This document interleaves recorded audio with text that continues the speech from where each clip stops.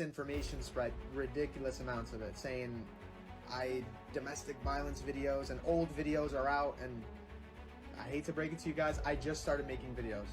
That is not me. That's literally a child. Listen, I am perfect in every single way.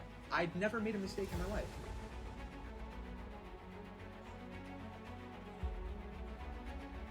This is a fucking crazy look, bro. Not only are y'all attacking the gay man, but y'all are confusing him with another Arab man. Yo, this is psychotic.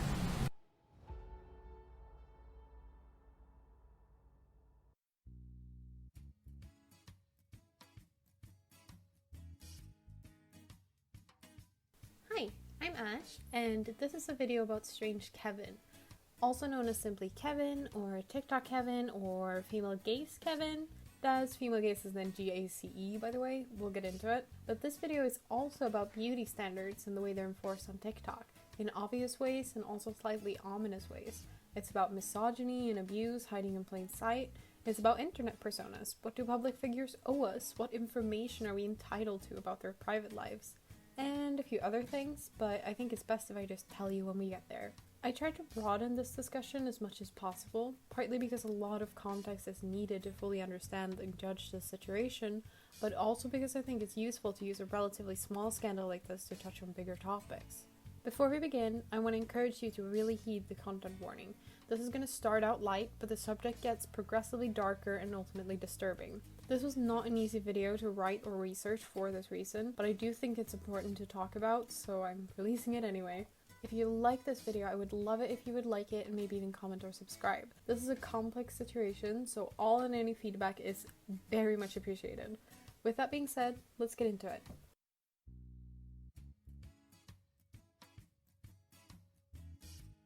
The general understanding of the TikTok algorithm is that it adapts to whatever content the user interacts with.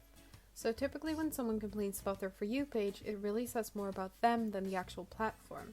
Take for example guys who complain about their For You pages being full of half-naked dancing women and condemn TikTok for that, despite the app merely mirroring their preferences. But one fairly universal aspect of the content that the app pushes is that it's full of conventionally attractive people. Not necessarily that their appearance is the focal point of their content, of course. It's not all thirst traps or whatever. There are also exceptions to this, primarily humor or kind of meme content, but it's undeniable that most categories of content are pioneered by classically beautiful people. You can see similar trends on other social media sites as well. Take Instagram for example. It's been dominated by appearance to such an extent that new beauty standards have evolved from it. The quintessential Instagram influencer has for a long time been thought of as a sort of pinnacle of beauty, health and happiness, like an impossible beauty standard to live up to, which social media in general has gotten quite a lot of critique for. When you think about it, this might not be that weird. Most social media platforms are in huge part visual mediums, so it kinda makes sense that people who are visually appealing get more attention. There's also the influence of the halo effect, which likely plays a role in this general trend. The halo effect has a few different definitions, but Oxford Languages defines it as the tendency for an impression created in one area to influence opinion in another area. Within the field of psychology, we talk primarily about this as how one character trait can influence our perception of a person's competency, personality, or other traits. It's sometimes called a halo error because it is, of course, an error in judgment. It's irrational. There are multiple studies on this phenomenon, and a good deal of them focus on the effect of someone's appearance in particular. There was a study all the way back in 1974 where over 100 students went through a simulated jury procedure with the goal of sentencing their staff and fellow students, which honestly sounds like a lot of fun. These participants were given some info about their supposed crimes and also a picture of what they looked like. Half of them got a picture of someone deemed conventionally attractive, and the other half got a picture of a certified ugly person, I guess. Interestingly enough, it turned out that even though 93% of the mock jurors firmly believed that appearance shouldn't influence sentencing, it still did. The attractive criminals were thought of as less likely to be guilty, and they received significantly milder punishments. This affected both men and women, mind you. There's also research that suggests conventionally attractive people are more likely to be thought of as kind or smart, and are perceived as better people. Attractiveness also correlates with success, not only when it comes to areas of life where appearance is directly relevant, such as dating, but also when it comes to professional life. It affects all aspects of how someone is perceived. So, now that we have a base level understanding of the halo effect, I'm sure you can see how this plays into TikTok's algorithm. It makes sense that it's learned to prioritize content produced by attractive creators, if that's what the consumers, that's you by the way, prefer. Evidently it can affect actions even if it's subconscious, but when it comes to TikTok in particular, there is, unfortunately, more to this. The Intercept is a news organization focused on investigative journalism. In 2020 they released an article titled "Invisible Censorship." TikTok told moderators to suppress posts by ugly people and the poor to attract new users. It's detailed in this lengthy article how moderators were instructed by TikTok to suppress content from creators that were perceived as ugly, poor, or disabled. Specific features such as bigger bellies, ugly features, wrinkles, and imperfect teeth could result in an artificial limiting of a creator's reach on the platform. TikTok representatives claim that these policies are no longer in use, and that some aspects of the controversial leaked policies were never in use in the first place, even though the documents are legitimate. But inside sources did indicate to The Intercept that they were still in force at the very least shortly before the article's release. And there have been unconfirmed cases of alleged TikTok moderators coming out and claiming these policies are still in use ever since. Needless to say, people were getting exasperated at TikTok and its relentlessly forced beauty standards. So the TikTok climate at this time was full of content mocking creators who centered around content like thirst traps. These creators' comment sections would typically also be quite negative. There's also a mounting critique of beauty standards as being Eurocentric and often built on discriminatory perceptions of certain groups of people as less beautiful. It's at this time that Kevin makes an entrance with a new kind of content.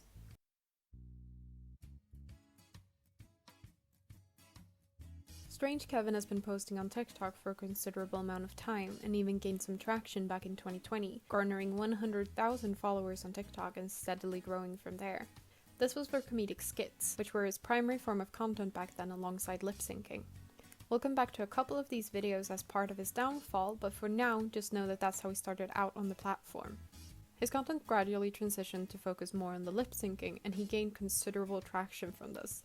At the point when he started posting lip syncs kicking off the female gaze trend, he had already gotten 2.6 million followers on the platform. So even though the female gaze trend launched his account into mainstream TikTok fame, he was very successful before it. Kevin isn't the archetypical beauty standard, though to be fair, I should point out that although he's masculine presenting and is okay with he/him pronouns, he is non-binary. At the start of him blowing up, he still identified as male, and the bulk of his following were straight women who found themselves attracted to him.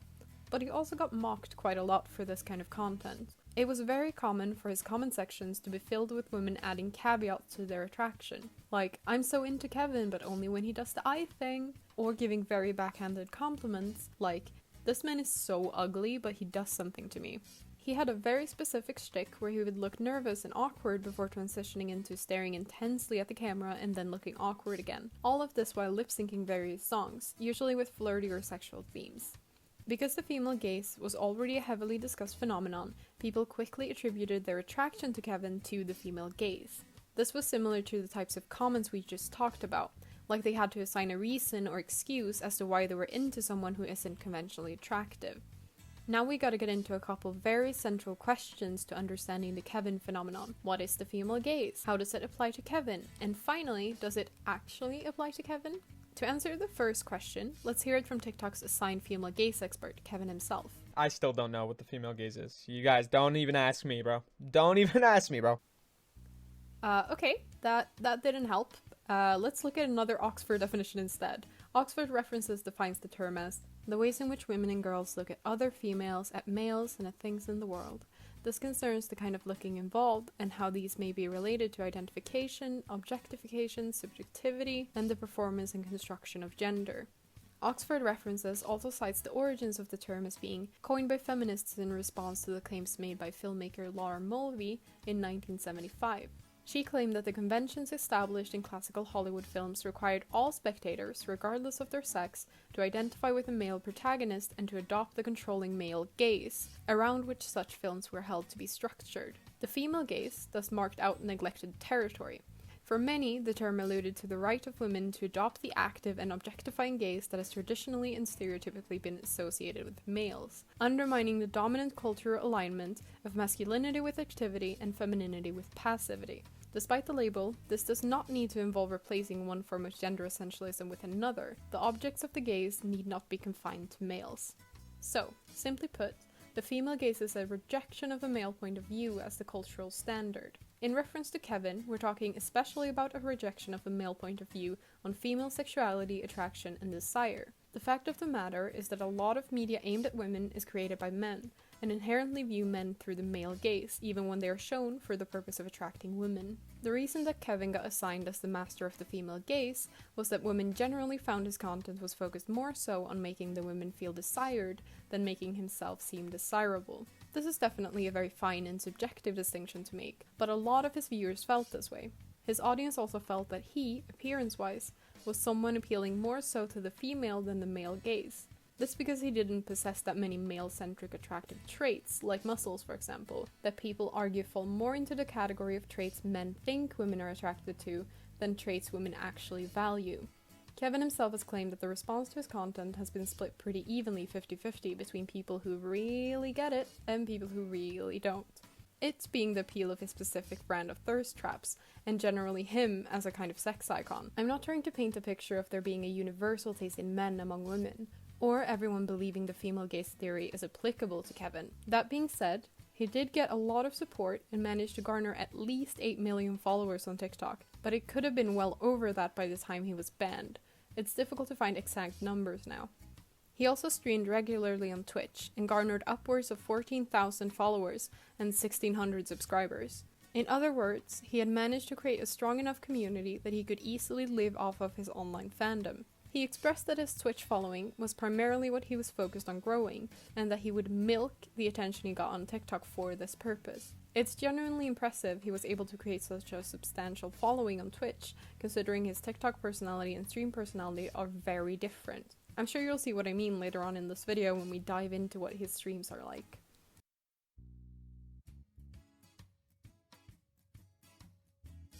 The exact timeline of Kevin's time on TikTok is a tad bit difficult to piece together since, spoiler alert, Kevin's account has been banned. But somewhere around a week or two after his rise to TikTok fame as some kind of sex icon playing on the female gaze, he was promptly banned. Initially, he was hit with a week-long ban on TikTok as well as a permanent ban on his Twitch. The Twitch ban was based on a clip compilation displaying his dark humor and statements that Kevin characterizes as him joking around. His skit content was based largely on a dark sense of humor. For example, there were videos that included depictions of domestic abuse played for laughs. I will now play a couple of those clips, so content warning for depictions of domestic abuse. Here's the time code for when it's over.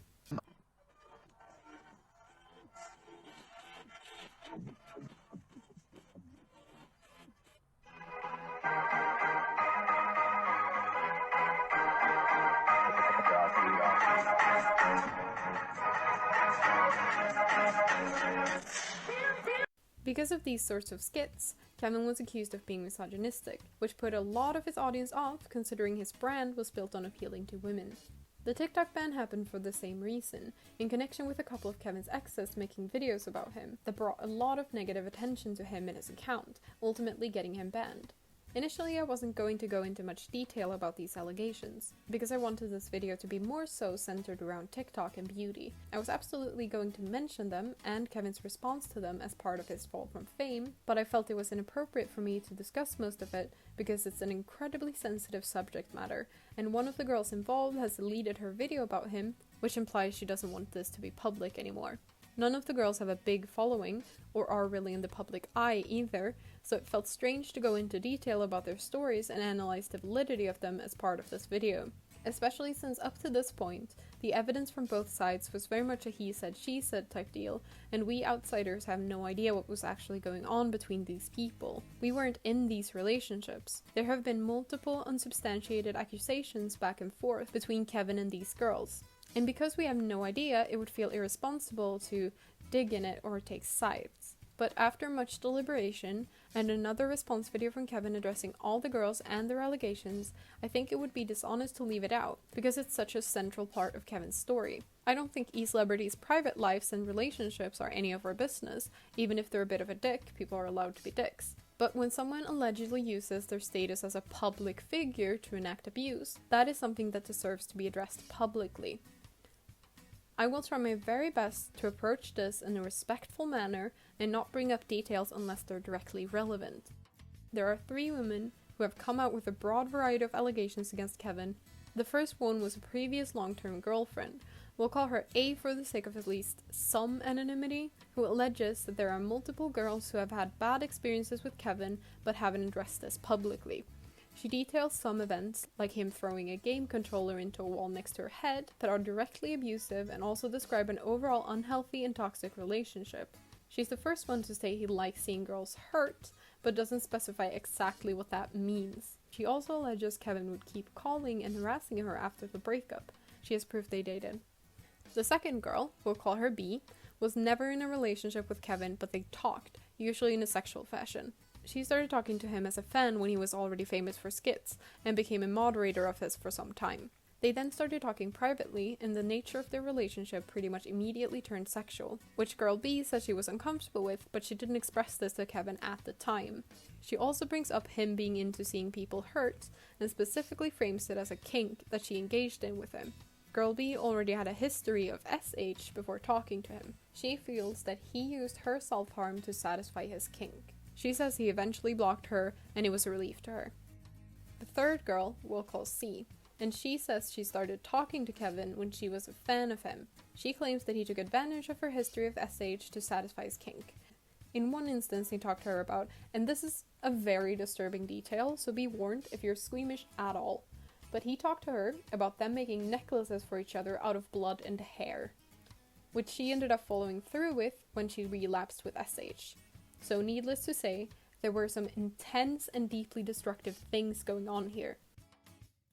Now that we've covered the girls, we'll go into the other allegations and controversies that were brought to light in conjunction with them sharing their stories. One such accusation was that his Discord server was poorly moderated. This may not sound that bad, but it is especially dangerous because he allowed minors to join and participate in it. Rules were lax, which led to minors essentially doxing themselves in the introduction channel by posting not only their age but also location, and that's incredibly bad because it makes them easy targets for people who want to take advantage of them, particularly since the server allows older people to commingle with minors. This is something Kevin claims he did not know about, and at the time he thought the moderation of the server was adequate. Some of his old skits contained jokes that were centered around making fun of trans people. Girl A also exposed that Kevin called her the T-slur over text and wasn't unfamiliar with that kind of language. All of this came together to paint a picture of Kevin being, if not maliciously, then at least ignorantly transphobic. His audience reacted especially strongly to this, since there were a lot of queer people following and looking up to him. After Kevin was banned on TikTok, people combed through his live streams and found some very questionable things. For this point, I want to focus on two clips in particular, but we'll take a closer look at the rest in a moment as well. Okay, so let's look at the clips in question. Chat, please, just let me have this one, please. Please, just let me, chat, please. Please let me have this one, please. I need it. I've had a bad day yesterday, I need it. Chat, please. All I'm saying is your beef ain't with me, it's with Mike Tyson, whoever the fuck knocked your lip like that.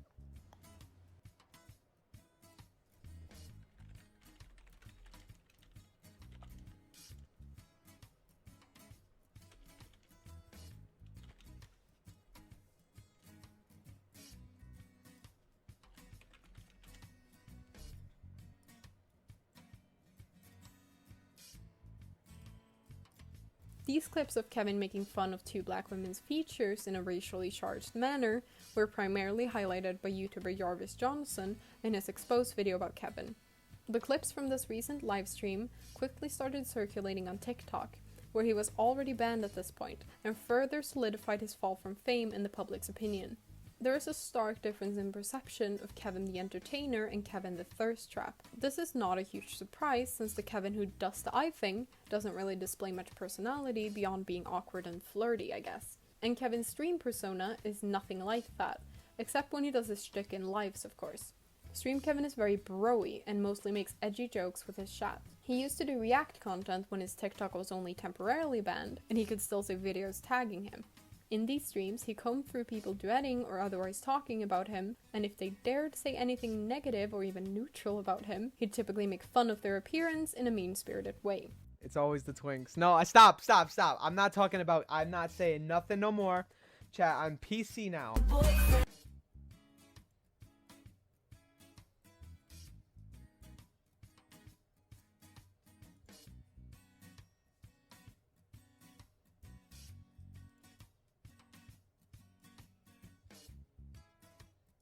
All I'm saying is your beef ain't with me. It's with Mike Tyson, whoever the fuck knocked your lip like that. Oh, here we go, bro. Here we go, brother. Here we fucking go. Now go ahead. Go ahead. I've had a lot of experiences with guys trying to hit on me, flirt with me, try to do the sexy eye thing.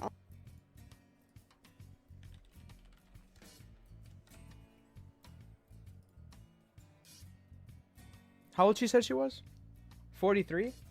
She's lived double my life. Oh. Chill.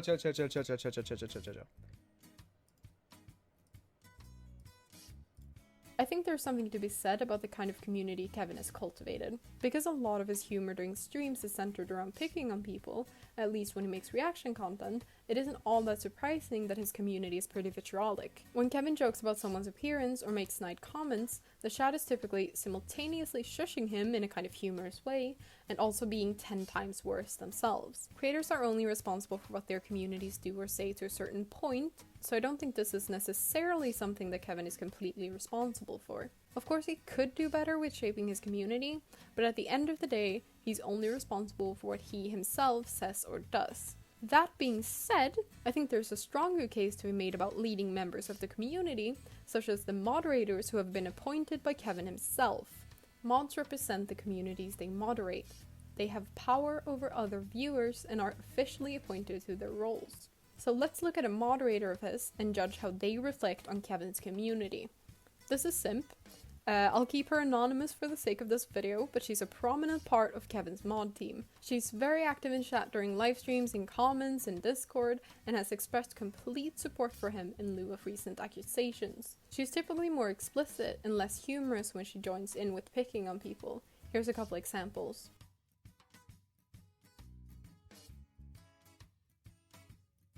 I'm not bringing this up to shame her in particular. I don't even think all of her jokes are that bad on their own, but rather because Kevin promoting mods who act like this directly promotes this kind of behavior as something he wants, or at the very least is completely fine with from his community.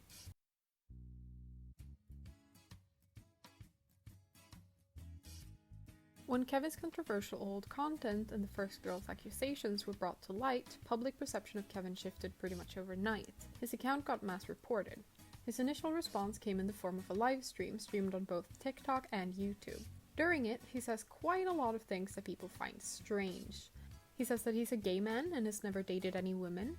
He says that the person in his old content was not him, and that the audience is essentially being homophobic and racist by confusing him, a gay man, with another Arab man. He also says that he is a perfect human being who has never made mistakes. When these clips started floating around, they did so in compilations of particularly inflammatory statements. A lot of people believed the things he was saying to be genuine, primarily because it is a truly bonkers thing to have your response to such a serious situation be jokes, but also because a lot of compilations excluded the more obviously sarcastic parts, like where he says he's a perfect person who never forgot to brush his teeth. He also said things like, "All jokes aside though, let's be serious," before making more sarcastic statements. But he also responded to the situation in a more serious and incredibly hostile tone during this time. I got this shit for my comedy. And I got some pretty fucked up sense of humor. It's not for everyone. So if it's not for you, go fuck yourself. While I was writing the script, on the 10th of December, Kevin uploaded the video titled "Let's Address Everything." I watched this video within an hour of release because I have been watching him like a hawk when researching the video you're watching right now. We'll go over it point by point because it's an hour-long video that addresses a wide variety of issues with drastically varying degrees of severity.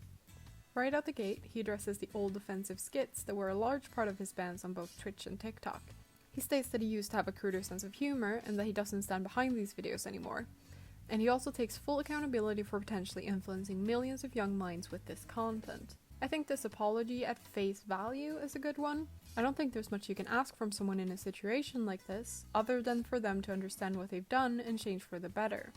But in the context of all of Kevin's content and initial response to this situation, this particular part of his apology video gets a bit more dubious.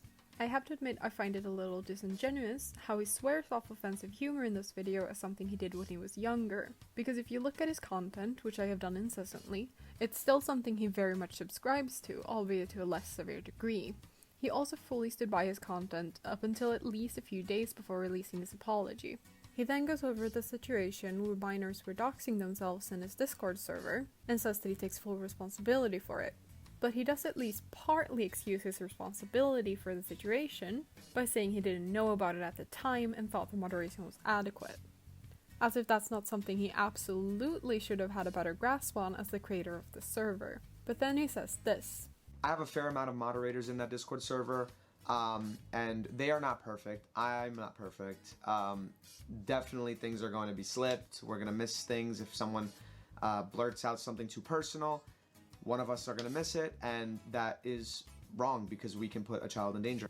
I think it, on a base level, makes a lot of sense. But it's worth noting that the cases people noticed were not where someone just blurted out info in a convo, it was in the official introduction channel, which I think is reasonable to expect to be more tightly moderated, and is also generally going to be easier to moderate on account of there being fewer messages sent than in a general chat channel. Kevin proceeds to explain that they have banned minors from participating in the introduction and selfie channels, and I honestly think this is a reasonable measure to protect minors in his community. He also expresses that he's willing to adapt the server in whatever ways necessary to make sure minors are safe. I think this addresses people's concerns in a very clear and productive way. It's a shame it happened in the first place, but I think it's good that it's being adequately dealt with. Next up, Kevin addresses the racism allegations pioneered by Jarvis Johnson, as well as an additional point related to this. He essentially says that he now recognizes the way he picked on the woman in question had some racialized undertones, even though he didn't think so at the time, and that he accidentally played into racial stereotypes. All in all, it's a pretty standard response to these kinds of allegations, where he concludes that he's going to keep educating himself and do better. Though I have to point out he doesn't apologize or anything like that, he just explains why he did it, and that it was wrong. But, and this is a big fucking but, he still has the video of him ridiculing these women in a way he himself characterizes as racially charged up on his YouTube channel. As of the time of writing this, the 14th of December, 3 days after his apology, he's left all of that up without even acknowledging it in the comment or description or anything. It makes the apology feel completely insincere. Then, out of nowhere, he confesses to having used the N-word on a regular basis when he was younger, which he attributes to being of Arab descent and living in New York. Okay, he has never been called out for this or anything, and says he wanted to get out ahead of someone potentially exposing him for it. It's good that he wants to address it and apologize. Whether you think the apology is genuine and his excuses are valid is up to you though. Kevin also addresses the accusations of transphobia. He says that transphobic comedy is no longer something he stands by. He admits that the leaked messages of him calling girl A the T slur are real, and essentially just says he was young and dumb and thought that kind of edgy humor was funny.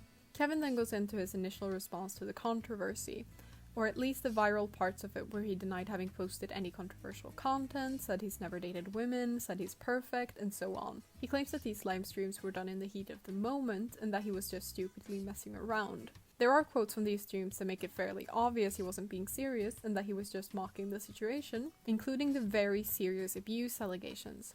I fully believe that he's telling the truth and that these live streams were meant to be satirical, but unlike Kevin, I don't think that makes the situation much better. He also does not address the serious statements he made regarding his content, like this one. I got this shit for my comedy. And I got some pretty fucked up sense of humor. It's not for everyone. So if it's not for you, go fuck yourself. He simply ignores that. Next we go into Kevin addressing the clips floating around of him saying he's gay, then not gay, then claiming he's a gay man who has never dated a woman. It's a lot. I haven't brought up that Kevin has made contradictory claims about his sexuality because I don't think that's something that deserves scrutiny. Sexuality is fluid and people gain new insights into their own sexuality all the time. Besides, gay is an ambiguous term. Even though it's primarily associated with homosexual men, it's also an umbrella term that plenty of other people of the LGBT community associate themselves with. Kevin's also non-binary, so it makes sense that if he identifies as gay, he's using the more ambiguous definition. But there was a critique centered around Kevin's sexuality that I do think is relevant, and that's the previously mentioned clip where he claims he's never dated any women. We know this to be false. It's a weird thing to lie about considering the women he's talked to have proof of doing so. One was even a long-term relationship. Kevin completely dodges this in his apology video and simply states that sexuality isn't anyone else's business, which again, I completely agree with, but the concern here isn't about his sexuality, it's about the weird, blatant lie. It's odd he doesn't even acknowledge that as being the reason his sexuality is brought up in the first place. The clip of him saying he's never dated women is part of the series of live streams he posted as his initial response to the allegations, where he's playing around, being sarcastic, and mocking the whole situation. So him claiming to never date a woman is, according to him, a joke he made in the heat of the moment. It's a very strange way to respond to abuse allegations and holds a somewhat mocking tone towards the LGBT community. Finally, he addresses the girls. He doesn't just refute these women's accusations, he also comes out with counter-accusations of his own. These range from minor slights all the way to incredibly dark and heavy accusations that are on the same level as those of his exes. Like with the girls, I'm not going to talk about all of Kevin's accusations either, because a lot of it there's no proof for, and there's little to gain from theorizing about it.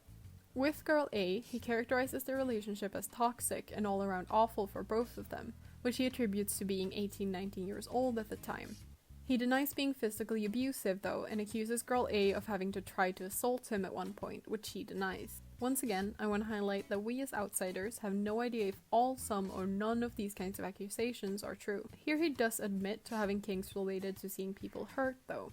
He also denies having contacted her after the breakup, and instead claims she contacted him and begged to get back together through several anonymous accounts. He has screenshots of this happening, and girl A later confirms it as true, but frames it as an abuse response. This kind of thing is certainly not unheard of in an abusive or otherwise unhealthy relationship, so it could very well be true. It's common for victims to get manipulated to a point where they feel dependent on their abusers, even if it seems illogical from the outside. With girl B, Kevin says she was essentially always the one to initiate their sexual conversations, but that he was on board with it. He also claims that she reciprocated his dark kinks, but that there was at least one instance where she participated in this kink in a way he was uncomfortable with. He characterizes her as manipulative, controlling, and abusive, which he proves with this screenshot. There's also another piece of evidence that he brings up against girl B that is incredibly disturbing and hard to listen to. It's a recording of a FaceTime call, where she belittles him and eventually threatens to go drive drunk, implying she won't come back if he doesn't talk to her.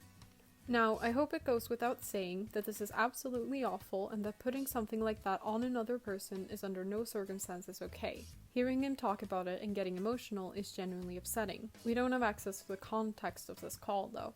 He has screenshots of her liking his Instagram posts a few months after he blocked her, which again could be a trauma response, but we simply don't know. With girl C, he implies he was scared of her because she's been arrested for fighting, or something like that, he's not sure exactly. She later refutes this in her own statement, saying that she has a clean record and that anyone can look up her name.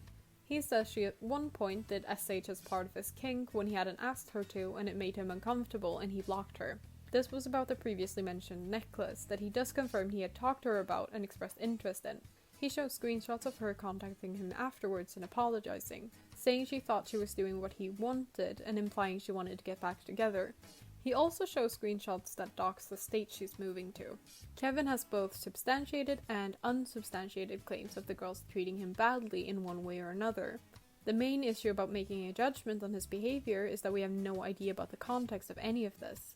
Kevin claims these women got obsessed and manipulative with him, and especially in the case of girl B and C, he played little to no role in that. Meanwhile, the girls claim that it was Kevin's abuse and manipulation that broke them down and made them act irrationally in response to the abuse, a phenomenon known as reactive abuse. We don't know either way, of course, but I will say that all of these girls have strikingly similar stories that paint a very clear picture of how Kevin allegedly treats women. It is honestly a little bit suspicious how all these girls supposedly just happen to get obsessed with him and go crazy.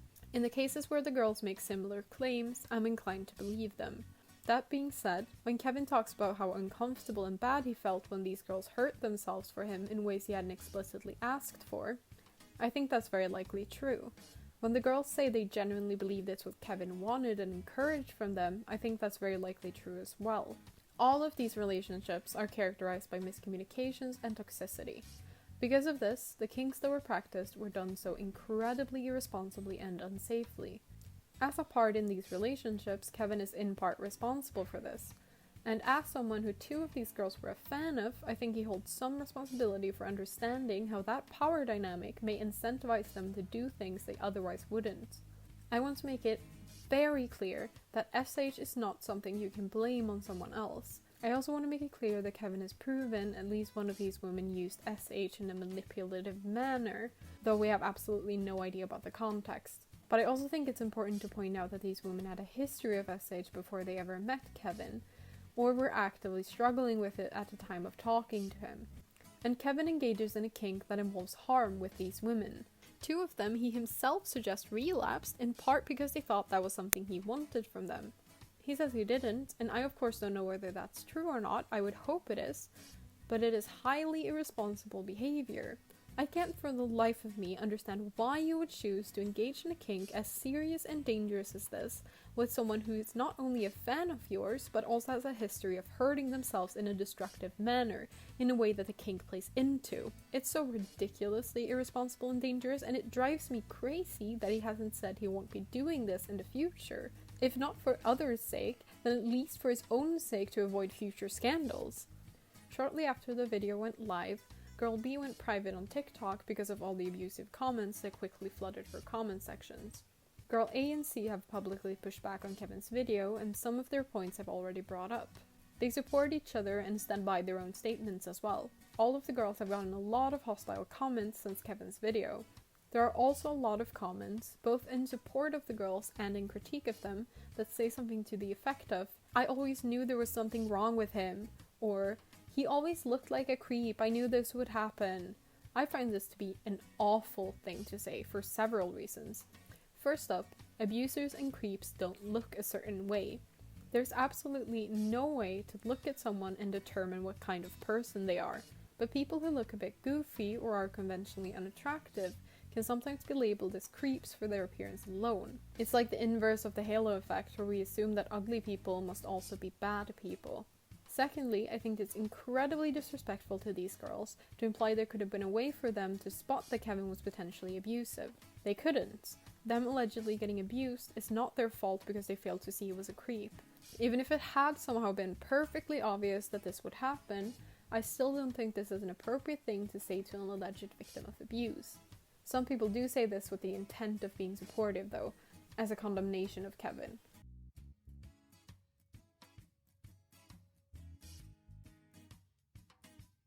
The reasons behind Kevin's downfall are complex, to say the least. A huge reason why I felt uncomfortable going too deep into his relationships and alleged victims are that those were incredibly complicated situations, as I'm sure you'd agree with after hearing about it. Even specific things there's proof happened within these relationships, we don't have the context for and so can't fully understand. Girl A and C admitted that they did try to contact him, and Girl A admitted to begging to get back together with him.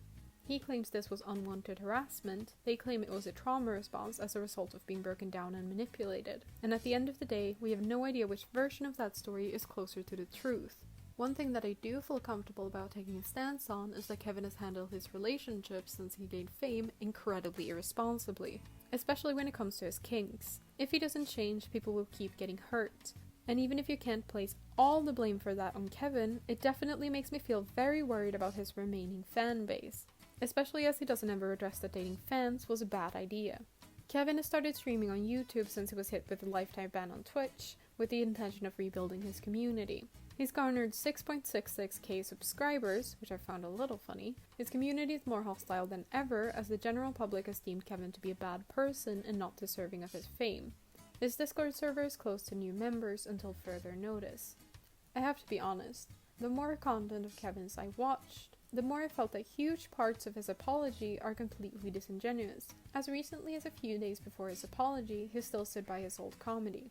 There was also a stream where he talked about his upcoming apology video, hyping it up, saying stuff like, "They don't know what's coming, it's gonna be huge when I drop this," and other things that don't exactly portray him as someone who's taking this very seriously. I tried to come into this whole project as neutrally as possible, but in the process of writing this video, I've definitely become very skeptical of Kevin. Girl C has a serious fear of losing custody over her child because of this whole situation, especially after Kevin doxed her state. I don't think he's 100% wrong in 100% of every situation. There are definitely some parts of this where I really felt for him, and he's been through things that no one should have to experience. But at the end of the day, I think it's perfectly justifiable to question if he's going to be able to stay out of trouble from here on out. The patterns indicate he won't.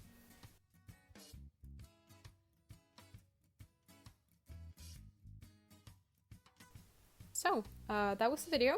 I hope you liked it. Thank you for actually staying through the whole thing.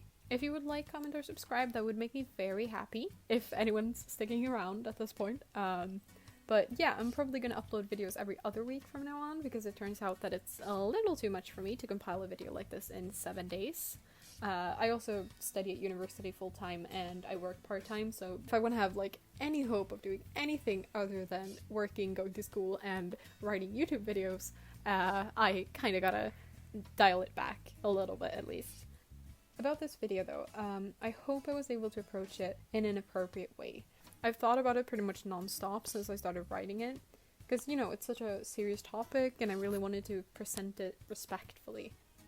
Also, I should probably say that I know that some of you probably think that there wasn't really much of a purpose to anonymizing everyone, including the girls, because it's very easy to find out the girls' identities. Partly because, you know, they're not famous, they're not influencers, they're not in the public eye, but also because, like, if I was them, I would not want this guy to pop up every time someone, like, Googled my name or anything. I mean, that would be... no. No, I think it's better if I just anonymize them. So no, I didn't want to add to that, so I just chose to keep them completely anonymous. I've, of course, like, watched all of their content and everything, but I haven't included pretty much any of it, at least where you can see, like, their face or name or anything in this video, for that reason. So yeah, hope that makes sense. And yeah, if that's all, I'll see you later. Thank you, bye!